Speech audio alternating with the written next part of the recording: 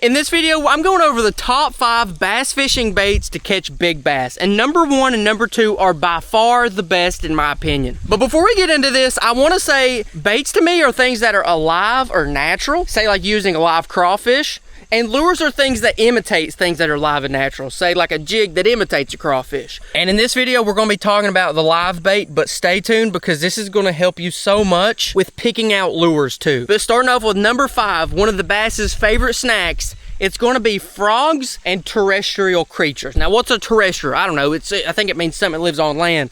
A cricket, a bug, I don't know. But don't be mistaken, big bass love to eat all kinds of things, especially frogs, crickets, grasshoppers, whatever touches the water that moves. These things are game to eat. Now, personally, I've never actually used a frog as live bait for bass before. But what's important about what I'm saying is that that is also the lures you want to imitate. Like a topwater frog lure catches bass all the time. And now let's move on to number 4. It's actually going to be minnows. And this is especially true for smaller bass. When a baby bluegill is this big, but the bass's mouth is only that big, sometimes all they can fit in there is a little minnow like that. And you just see those minnows really shallow, and you'll see small bass come and ambush them. But also any other kind of minnow too, like a creek chub, that works great too. So if we want to use that for bait, awesome, but what if we want to imitate that? What can we get? Something like a small rooster tail does a really good job of imitating the small minnows. Or something even like a small spoon or a really small curly tail grub, that can be really good at imitating those smaller things. And as I talk about these baits for bass, you're going to get an idea that the whole objective for bass fishing lures is to just imitate what they're eating anyways. So number 3 is actually crawfish. Now crawfish can be really good bass bait using them live, and they're really not even hard to catch. I made this video where I go out and catch crawdads so that you can actually use them as bait. You can check that out later. But when bass are feeding on crawfish, there's also a lot of lures that imitate crawfish as well.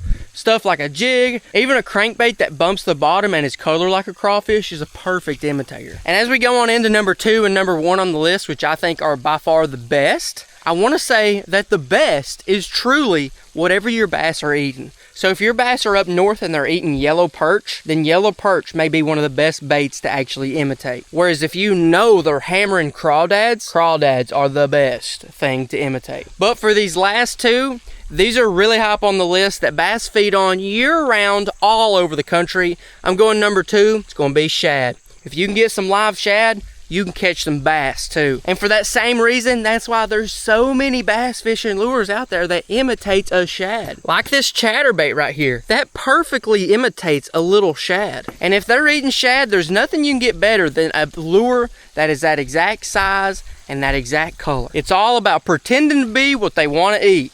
But also, if you can get some real shad, hey, a fair game, brother, send it on. But here's what you gotta know. Where do they actually eat shad? Typically not in ponds. It's typically gonna be lakes and rivers because those are the 2 places shad can actually survive. They need a lot of oxygen to survive. In a lot of your farm ponds and stuff, like just Gary Pond and just random ponds, shad usually don't live in these. So that is what number 1 comes down to, and it is gonna be bluegill. The bigger the bass, the bigger the bluegill. But I also have a minnow trap set right down here. I want you to check out them. You see them in there? I don't know how good you can see them. I hope you can see them pretty good. Them's about 1 inch to 2 inches long. In my opinion, that's the perfect bass candy size. So if you're looking to use some live bait bluegill, I would honestly skip over the big 5-6 inch bluegill. You can catch bass on those and they're going to be giant if you do.